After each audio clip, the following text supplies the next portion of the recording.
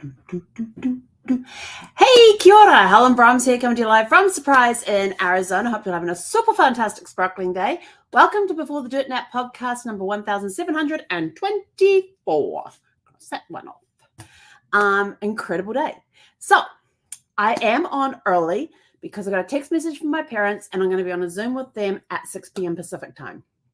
So I wanted to get this done because as soon as I get off with them, Zephy and I are going for a walk. And I wasn't sure when I was going to fit this in. So I figured I'll do it now. It's done. And I can go talk with my parents without having to worry about, I got to do my live. Yes, no, we're getting it out of the way beforehand. So how's your day been? Oh, excuse me. I've been running those black things, those little black flying things. I've been running around like a mad woman today. Getting housework done, getting going through some boxes that have been needing to go through for a while. Throwing out like half. I mean, I've opened up three boxes. I opened up, looked inside, and just about all of it was being recycled or donated. I was like, yay! All in an effort to just get rid of some boxes before I have to take photographs of the house for my annual inspection. So I've been very busy doing that today. But I have something to read to you guys. And I've seen this before, and I totally forgot to save it when I saw it. So this time I saved it because I wanted to read it out because it is like, actually it'll be in my photos up, which means I can read it bigger.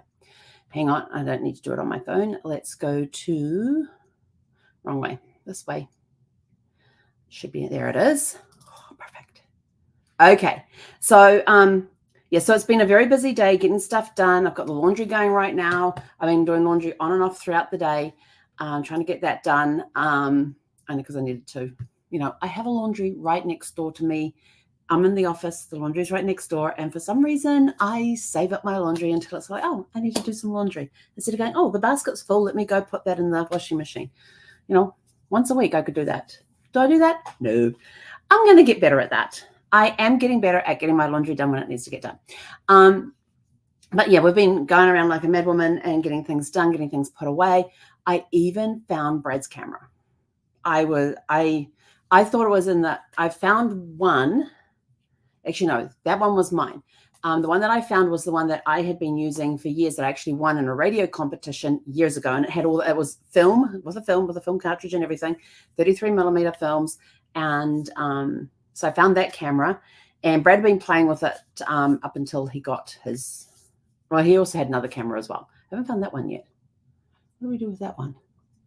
I have to see if I can find that one. But I found his Whoopie-Doo camera that's got all the bells and whistles that he specifically got when he started doing, what's that guy's name? Ooh, Trey Radcliffe. If you've ever seen Trey Radcliffe's photographs, he has a very cool way of making photographs look absolutely amazing. And I found his photographs and thought, these are incredible. So I ended up showing them. This is when we're living in LA, and I ended up showing them to Brad. And he just got sucked in. Now, Brad had always been interested in photography. Photography was one of his favorite things, one of his favorite hobbies. And he was really good at it. He loved taking photographs, and not just of people, but just of things, doing like abstract arts and all that. I'm going to see if I can find some of his stuff. And whenever we went traveling and stuff, he did all the photography. And so in order to do what Trey Radcliffe did with the photographs, he decided he needed to upgrade. Now, he had an old camera. So he decided he needed to upgrade his camera. So he went and got this Nikon. And I had totally forgotten about it. And it allowed him to do what he needed to do. And so I found it today. And I was like, oh my gosh. So now I have the card. This is the card from it. But I thought I had a reader for it on my little hub thing here. It's not there. So now I've got to find the other. We have several hubs that I have a card reader around somewhere, which I'm hoping will take this. If not, I've got to figure out. I've gone and I'm recharging the battery right now because the battery was dead. But I have to figure out how to look on this to see if there's any photographs on it. And I'm kind of excited to do that. But I need a card reader. So I'm going through, it's a good reason to go through boxes. I'm going through, well, there's two things I'm looking for. Two things? Yeah, two things I'm looking for right now. One is the remote for the TV that's in the family room, and the other one is a card reader. And we have one that takes this card. I just don't know where it is. So that gives me a good reason to go through boxes and start sorting crap out of the boxes, so I can find the card reader and the TV remote.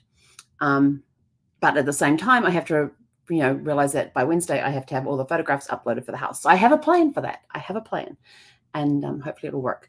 We tried going outside today, but it was, when we went for our walk at 7 o'clock this morning, it was already 70 degrees, headed to 93.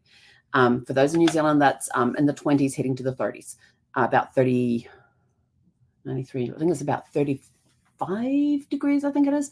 Anyway, it was getting hot. Plus, we also have an air quality warning in the area as well, which means the air is not so great out there. And I didn't realize we had the air quality warning out there until we got back home. And I was sort of not really struggling to breathe, but I noticed that my breathing was very different to what it normally is. And so then I had a look and, oh, that's why.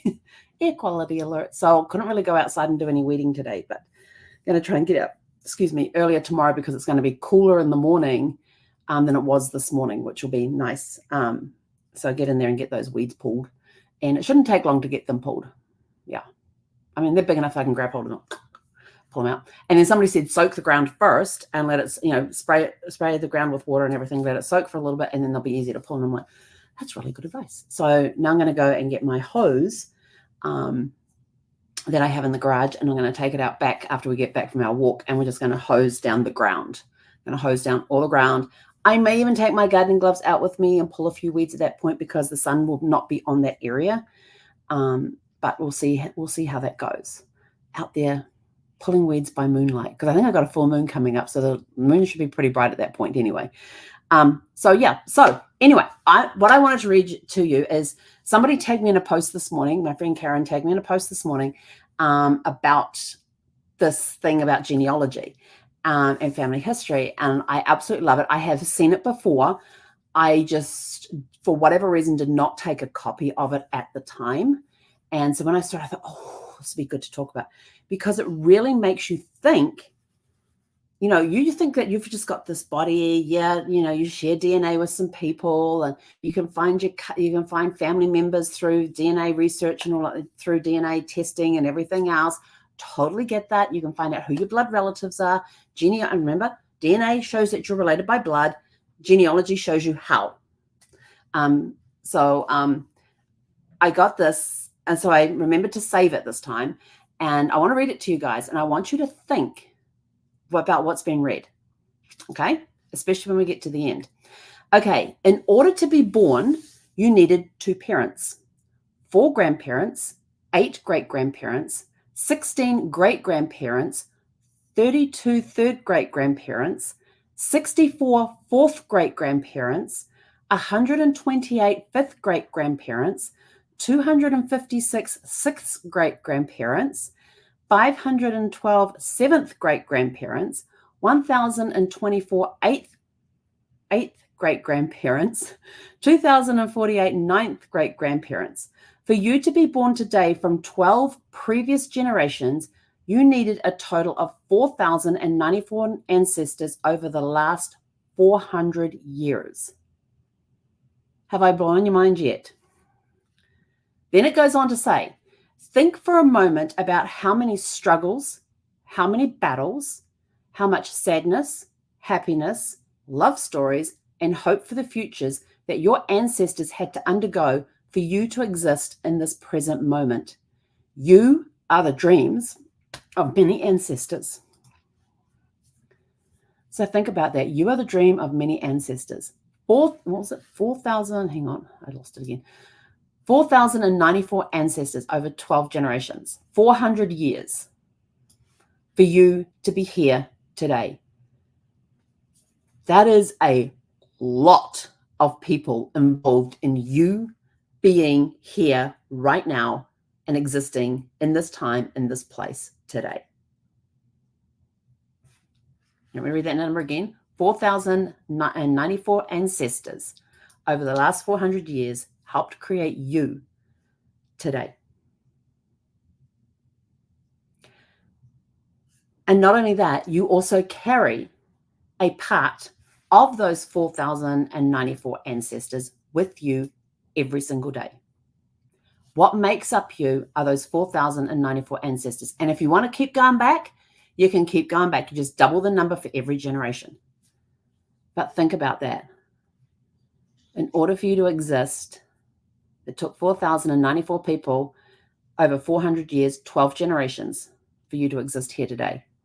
And I love this last part where it says, think for a moment about how many struggles, how many battles, how much sadness, happiness, love stories, and hope for the future that your ancestors had to undergo for you to exist in this present moment. You are the dream of many ancestors. And if you think about it going forward, are you dreaming about your future generations? Because as a friend of mine, Francesca, says, we are the ancestors of our future generations.